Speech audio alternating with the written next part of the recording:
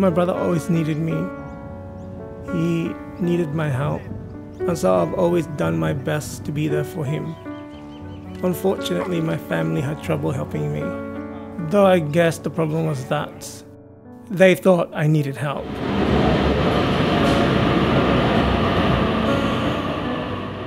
When I grew up, I learned that I wasn't the only one in my situation. Many people had come before me into a world that is confused about whether to help them or to hurt them because of who they are. It always tested my faith. William, I have a appointment. Hello. Hi, how are you? How are you? Good nice to see you. Again. We're right? We're good. Okay, we've got the thumbs up. We're all ready to go. And if I refer to you by name, do I say William or Will or what's your... You can call me whatever you want. What are you most comfortable with? Most people call me either Will or William. Okay. Can you be gay and Christian? I think I would have been about 9 or maybe 10, and that was the time when I started to realise my own sexuality, and it of course was a very bad discovery at the time, because certainly in those days there wasn't any real support mechanism, and there wasn't a lot of discussion in the media, and that which existed was pretty negative. I grew up in a quite liberal Christian tradition, and I think, so I didn't ever really hear anything particularly negative about homosexuality in church, and it wasn't talked about one way or another. I had to work it all out in my own little brain. Yeah. Which when you're 10 is only quite little, even though mine was slightly more than most 10-year-olds. Yeah. As a young person, I became aware that there were gay people and straight people in the world, and I went to university. There was, feminists and lesbian feminists who were doing things, talking about women's rights. I was in high school at that time. It was particularly hard for me because I just came in, I was learning how to speak English, transitioning into a new culture. High school was quite fresh for me. Was very dyslexic when I was a kid, couldn't read or write, having to face all sorts of barriers as well as racism, and then having to face my sexuality. My perception about being gay and sexuality was quite negative because of how I was raised and how the Bible was preached to me. I prayed very hard as a child to not be gay. I was never in your face about my sexuality, but I was not pretending in the sense that if I had a girlfriend who would come to her functions to give the illusion that I was straight. For my own sense of self, I probably had considered myself bisexual from when I was quite young, but I was in a relationship with a man. So I was quite surprised when I fell in love with my partner, Claire, who was also a minister. So so we met through the church. The church is a dating agency. Wow, this is why I'm single. I need to go to church more. Yeah. A lot of the time, the relationship that I try to build with God was because of how people told me that I should do it. That sort of perception was actually quite self-destructive, and it's added more pressure and conflict within myself. I have a very close relationship with God internally and spiritually. I don't necessarily identify myself as a person that belongs to a particular denomination. I rather describe myself as a spiritual person rather than a religious person. Religion has its own conformity, and if you go to every single religion, they all have different separate rules, and sometimes those rules are very contradictory. At the moment, basically, some of the churches don't know that there are gays out there, and they just have to accept that, but they're not very happy about it.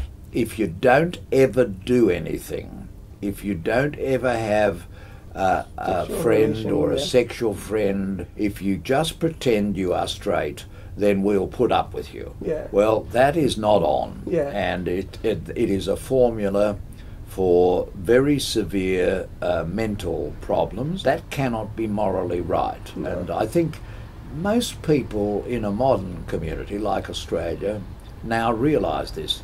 Unfortunately, a lot of the churches don't. I didn't really grow up in one particular church. Most of my life, I grew up in Uniting Church, Salvation Army, and other churches. So I never really felt like I belonged to a particular church, but it was very apparent based on the pastors and team leaders and people within that church that they're quite against homosexuality, and many believe that you can't be gay and be a Christian. You have to be either or, you can't be both. That really reinforced that sort of internalized self-conflict that I had, particularly when I was at a high school stage.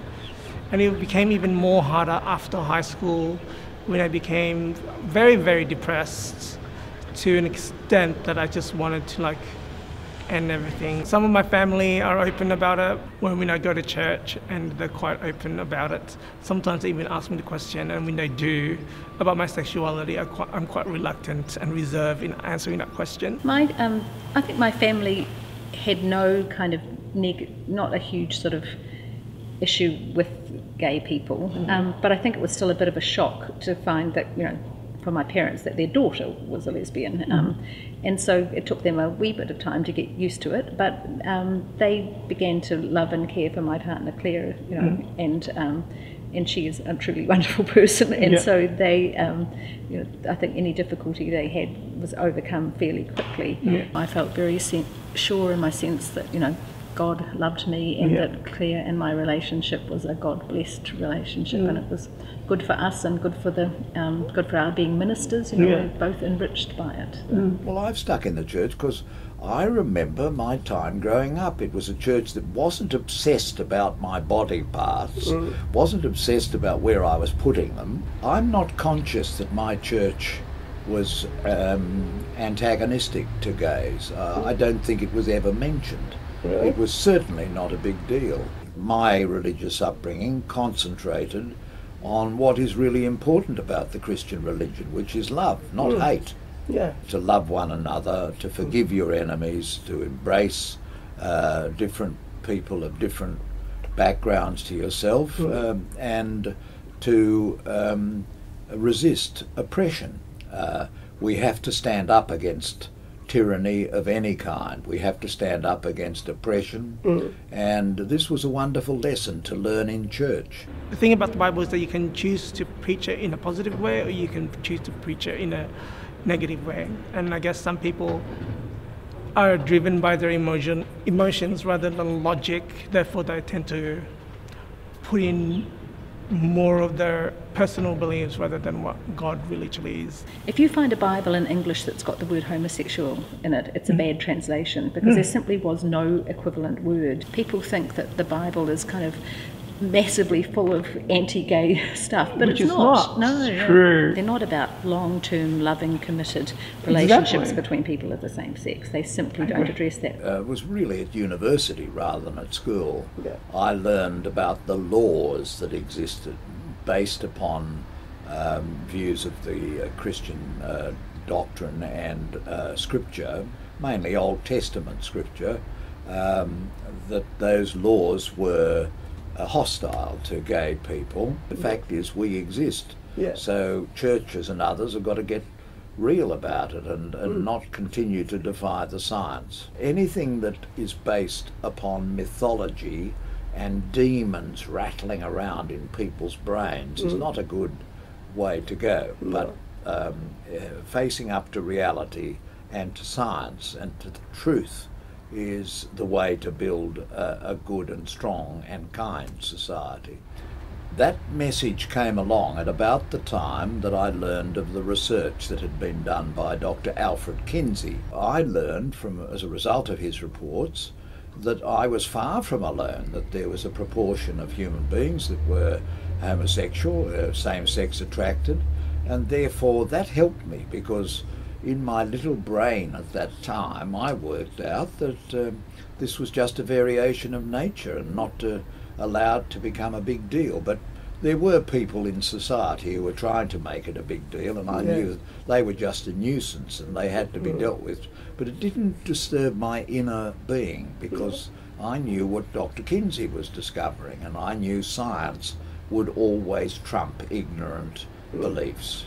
Throughout my working life, I've always faced discrimination.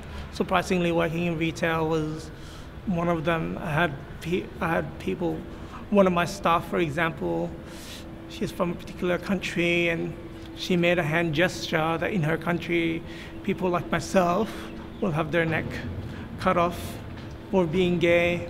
And I learnt to build myself up from that experience. And in a way, it also helped me understand people in a different way, why they are like that. To have that sort of belief that is so hateful and so negative, to be raised in that sort of way, it's quite sad, and I feel sorry for them rather than I hate them for thinking of me in that way. Someone have raised them to think in that way, in that particular way. Whether it's church or their family or whoever they're constantly exposed to. I worked for a long time in the Presbyterian Church in New Zealand to try and change the regulations so that gay people would be able to be ministers, because I came out after I'd been ordained. Yeah.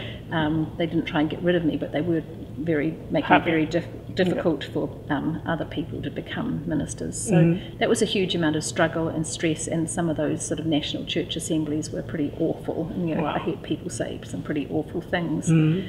But I don't think it ever, I didn't ever feel diminished. There's been some tough stuff, but it's kind of stuff that I've chosen to be part of. Yeah.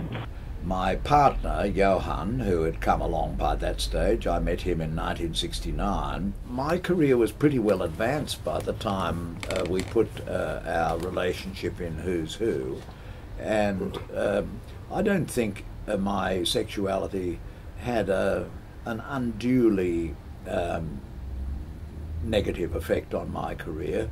The fact is that I was appointed to the High Court of Australia and by people who knew about my sexual orientation, and therefore in the end it didn't impinge negatively on me. I was really shocked when somebody said, but it's an abomination. And, so that was, my first experience of somebody sort of feeling that this was sort of terribly antithetical to being Christian. There are a lot of conservative Christians who think you can't be gay and Christian, and a lot of LGBTI people think, why would you want to be gay and Christian, because you're just asking for trouble. If it's your faith, if it's what you believe and it's how you want to live your life, then I feel really strongly that people shouldn't have to choose between their sexuality and their spirituality. I think that's one of the saddest things that Christian hostility to gay people has caused.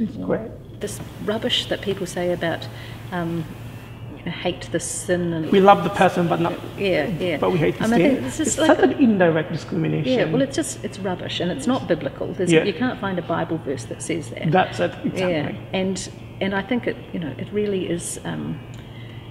It's really damaging, and it's hollow rhetoric that's verging on evil, really, I think, because it just does so much damage to people who know in themselves that that their sexuality is part of who they are. It's not a behaviour, it's part of the way we are created. And so I think that there's been a big change and much more realism, and I think that's been a good thing. I think it's better now because there's so much in media, so much on the internet, so much available, and therefore you realise that you are not alone, and that this is simply a variation of nature and therefore not something to be too worried about. There's like television shows, media, social media, particularly now with social media, it's much more easier now to find people that you can identify with. Gay people are not straight, they're quite different, but we are our own norm in a way. And what is normal anyway? Being a gay Christian can mean that you don't fit entirely in the church, and you don't fit entirely in the queer community too. The happy community. So I think it's different experiences of religion too. There's huge diversity within Christianity, but there are accepting Jewish communities, and there are accepting Muslim people, and Hindus and Buddhists, and within each religion there's a big range of understanding about this. I actually found it was easier to be part of a movement that changed public opinion and laws than it was to change the church. So I put some energy into that. It's much harder to hate people when you know them. We found this in Australia during the White Australia time, when we wouldn't allow people to come to Australia because of their race. And it was when they started to come and we started to meet them and know them and realise that they were sometimes cleverer than we were and sometimes just as boring as we are. They act in common. It's a symbiotic relationship. The law can stimulate and be stimulated by social change, and just changing the laws doesn't change people's attitudes. That's true. But it can contribute to change. Don't torture yourself and trying to be accepted by someone that doesn't accept you. I think first you need to learn how to accept who you are internally, and whether anybody else accepts you or not, that's their choice, but make your own choice on how you want to accept who you are. Don't change anything about yourself that is good. It is possible to exist as being gay and being Christian at the same time. I think nothing much is going to change in the Christian church until a lot of people who remain in the church stand up and are honest about their sexual orientation and gender identity. And this is what is going to require of the church, that they come to grips with this reality. If you're putting your head down and hiding yourself and pretending you're something else, then you can't really blame straight people for not knowing the realities of LGBT existence. Stick in there, make a fuss, stand up, express yourself. You can do it respectfully, you can do it kindly, but you must be insistent about it. And then the churches will have to come to grips with this reality. We've got to promote and protect and support the good and try to convince those who are not so good to go back to science and learn the science about sexuality, because in the end you can't defy scientific knowledge. I can think of, within the 10k range of this church, there would be half a dozen other uniting churches where people would be able to sort of be who they are and be open and be accepted, and other churches with gay ministers. I just want people to know that if you're gay and Christian, there are choices, there are places you can go where you will be accepted and welcomed, and I just think people should stay away from places that are toxic to their spirits. And I think particularly, I want to get the message out to young people beyond the churches, even that that there really is a variety of views about sexuality within the church, and if your family rejects you because they're a religious family, find a family of friends and connect with other people, because I think that issues around LGBTI youth mental health are still really disturbing. Quite big. Yeah. Just be who you are, and find a place where you can be accepted and be welcomed, and get on with your Christian journey. There's so much that we need to be doing. There are so many things that we need to be working on as people of faith. Caring for the earth, for the goodness of creation, and as people in Australia, we should be working together to make us a place of welcome, because you are a valuable, loved child of God, and you are called to live that love out in your relationship to God and to others. From this experience in developing this film, hopefully I can change people's mind that gay Christians are quite real, and we're quite moderate, and we're not evil, and we do not hate God the way many people would preach it. We're actually quite moderate, and we're just like everybody else. We want to be accepted and we want to be loved.